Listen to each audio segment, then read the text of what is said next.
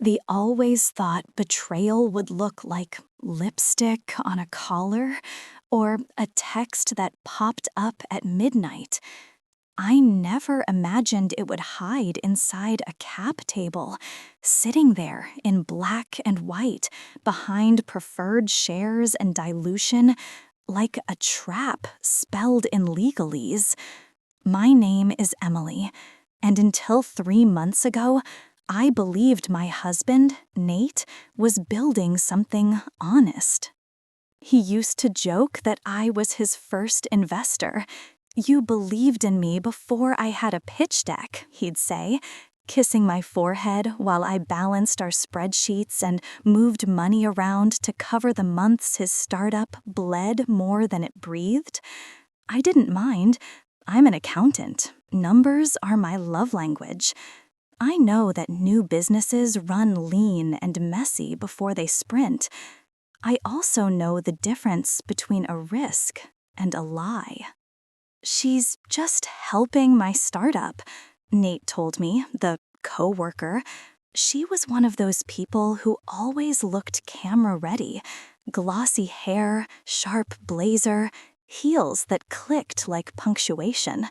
He said she was advising them on growth. Marketing stuff, you wouldn't like it. He said it lightly, like I was allergic to fonts and metrics, like I hadn't built entire budgets out of scraps. "Nice to finally meet you," Lauren said that night at the launch party. Her handshake was the kind that said, "I'm in the room, and I intend to stay. Nate's told me a lot about you."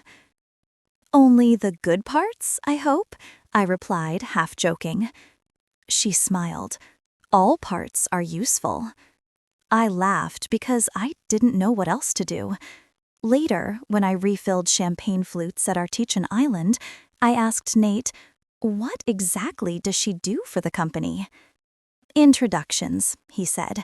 "Strategy. She knows people." "How are you paying her?" He waved me off. "Just a small monthly retainer. Nothing that hits our joint account." Nothing that hits our joint account. That phrase floated around our house for weeks like a fruit fly.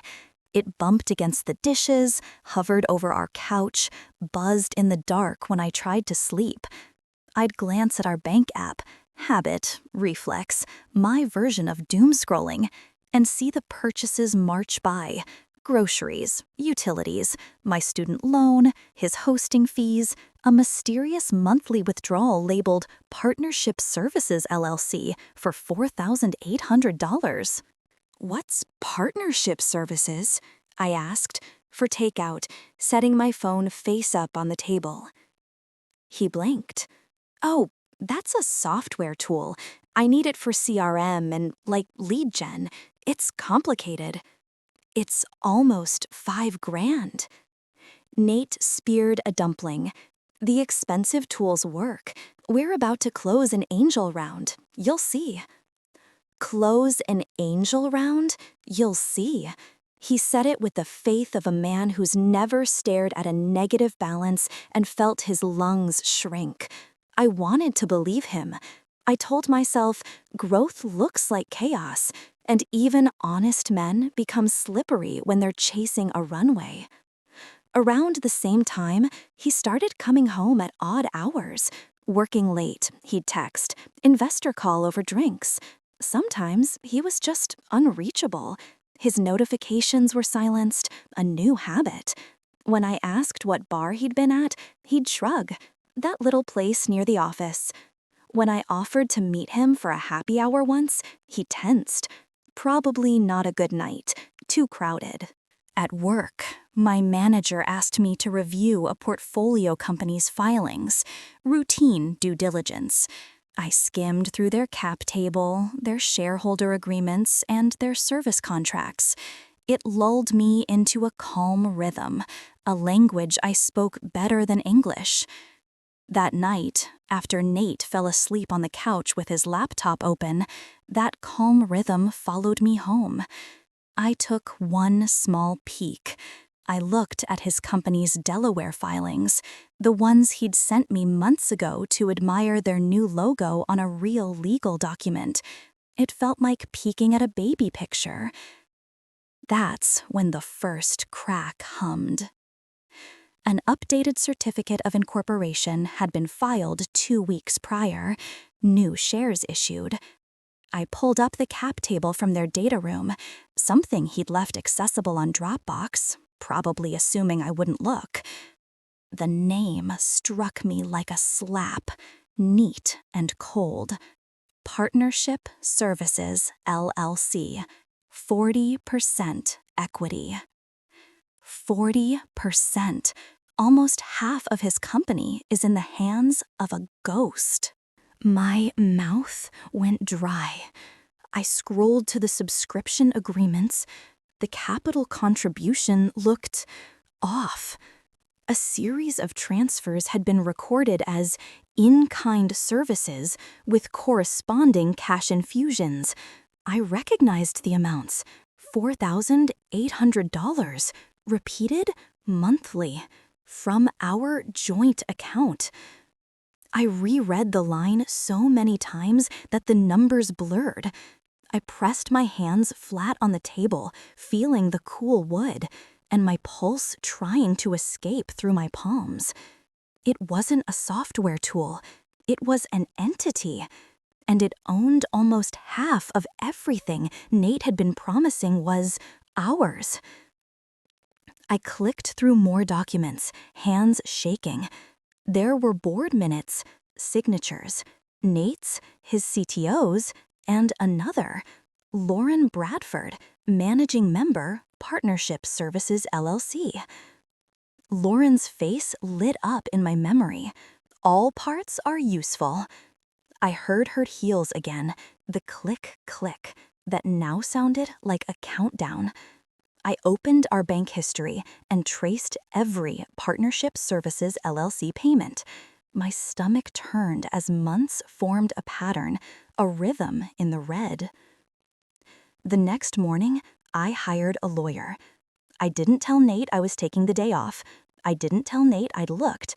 I brought the cap table, the transfers, and the in-kind services with me in a neat folder labeled with a sticky note, marital funds. My lawyer, a woman named Priya with gentle glasses and ruthless posture, scanned the documents and breathed out a slow, measured sigh. "You have 2 issues here," she said. "Possible fraud against marital assets and a conflict of interest that would matter to any investor with a calculator. Also, if the in-kind services are romantic in nature." "Please don't," I said. But I knew. I had the ache behind my ribs to prove it. Priya tapped a pen against the 40%. "Does he know that you know?" "No." "Good. Let's keep it that way. When's this angel round closing?" "Friday. Investor meeting at 4. I remembered Nate's excited whisper in the dark. "If we land Jonathan Crane, we get $2 million and runway for 18 months. Priya smiled without warmth. "Let's go to that meeting." I didn't sleep much Thursday night. I lay awake and listened to Nate snore softly, his arm thrown across my waist like we were still on the same team. At 2 a.m., his phone buzzed face down on the nightstand. For once, he didn't wake. I shouldn't have reached. But here's the thing about trust. Once cracked, everything pointy looks like a key. Room 612? Again? Crane's in town early? We should rehearse the pitch. I didn't click it open. I didn't need to. The air left my body so completely, I thought for a second I'd stand and collapse. I turned my face and cried into the pillow, silent, the way you do when you know your life is rearranging itself without asking your permission. On Friday, I put on my navy suit. Nate blinked when he saw me. You look, wow, big day for you. He gulped coffee with a jittery hand. For us, I said, steady. I thought I'd come to the meeting. You always said I should see the moment. He hesitated. My breath lodged. Then he forced a grin. Yeah, sure, great. The investor's office was a cathedral of glass and confidence. Jonathan Crane looked like someone who used to play rugby and still tackled spreadsheets for sport. Lauren was already there when we arrived, in a cream suit and a smile that didn't touch her eyes. Emily, she said, as if we were friends who traded recipes. Nate didn't say you'd be joining. Surprise, I said.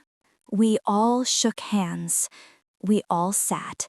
The CTO, a nice kid named Felix who smelled like fear and energy drinks, pulled up their deck. Nate started strong. He's a good storyteller. It's one of the things I loved about him. He moved through the market slide, the traction slide, and the roadmap. When he reached the team slide, Lauren chimed in, and I've been advising on growth for the past year. On retainer, Nate added, smooth. Too smooth. Crane leaned back. Great. And your current ownership structure? Nate clicked on the cap table. We've got founder common, an employee pool, and a 40% partner class for services rendered. For Partnership Services LLC, I said calmly, owned and managed by Lauren Bradford. The room shifted, a subtle tilt. Nate's eyes darted to me. Felix swallowed. Lauren's smile cooled a degree. Crane nodded. Okay, and the terms of that services agreement? Monthly contributions plus, introductions, Nate said. Paid from where? I asked. My voice surprised me. It wasn't shaking. From the company or from your personal funds? Nate's mouth opened, closed. It's all the same pool right now. It isn't, Priya said, stepping in from the back. She'd waited until the slide made its entrance. Apologies for being late. I'm Emily's counsel.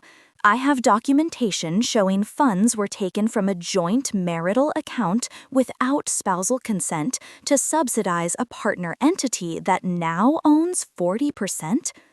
Also, I have reason to believe those services included non-business activities. Lauren's chair creaked. That's outrageous. Then it will be easy to refute. Priya placed the folder on the center of the table like a dealer turning over the river card. Mr. Crane, if you invest today, you're buying into an imminent dispute over ownership. You might end up litigating who actually controls that 40%. Crane didn't touch the folder. He watched Nate, whose face had gone the color of copier paper. Is this accurate? Nate stammered. It's complicated. Complicated is not what I fund. Crane stood. Just like that, a $2 million future evaporated. He nodded to me, briefly. I'm sorry your husband put you in this position. Then he left the room with the efficiency of a man who doesn't waste time on burning buildings. Silence burned holes through the carpet. Lauren gathered her bag, and for the first time, she looked unsure. We can figure this out, she said to Nate, not to me. I looked at her hand on his sleeve. Take your hand off my husband, I said, without raising my voice. She did. We drove home in a quiet so loud it made my teeth ache. In the living room, Nate started with the script cheaters download from the cloud. It wasn't like that, he said. We didn't mean. Say her name, I said. Lauren. Say you gave her 40% of your company. Say you paid for it with our money. say you lied every time you said she was just helping. He sank onto the couch. I needed her connections. She believed in me. I believed in you. I paid the electric bill so you could code at 3 a.m. I sold my grandmother's ring to cover your runway. I believed in you more than you deserved. He swallowed. I messed up. I stood in the doorway like a witness in my own house. I've already retained counsel. We're separating. The house is in my name. You can stay with Felix for a week to sort your stuff. He stared. Then he nodded, small and broken. Emily, I'm sorry. I wanted to believe it mattered. I wanted a version of our life where the story pivoted back to us, where we learned and forgave and were somehow stronger. But forgiveness is not a startup. You can't pitch it into existence. You earn it with honesty, not NDAs and Room 612. In the weeks that followed, the truth unspooled, the way wires spill from a broken machine. There were emails, texts, receipts like breadcrumbs leading to hotel bars and conference lobbies. There were apologies, his, hers, mutual friends who had a feeling and said nothing. The company wobbled. Investors ghosted. Lauren tried to threaten me with defamation and then realized Priya does not bluff. The 40% became the weight that sank them both.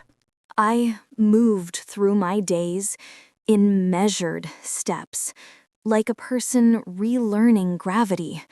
I changed passwords, closed accounts, bought a plant for the kitchen that thrived on consistency and indirect light, my kind of thing. Some mornings, I set 2 mugs by habit and then put one away. That little ritual hurt less each time. People like to say, "At least you found out now," as if knowing sooner refunds the years. It doesn't, but it does give you something else, a clean line to walk forward. I learned that betrayal is not just the kiss or the secret. It's the signature on the wrong line, the lie you tell in a tone that sounds like love. When I finally slept through the night, I dreamed of a white table, blank documents, and a pen heavy in my hand. No cap table, no ghost entity, just my name, clean and whole, on something that belonged only to me. And when I woke up, the house was quiet, in a good way. I made 1 mug of coffee, I checked my own bank account, I watered the plant, I breathed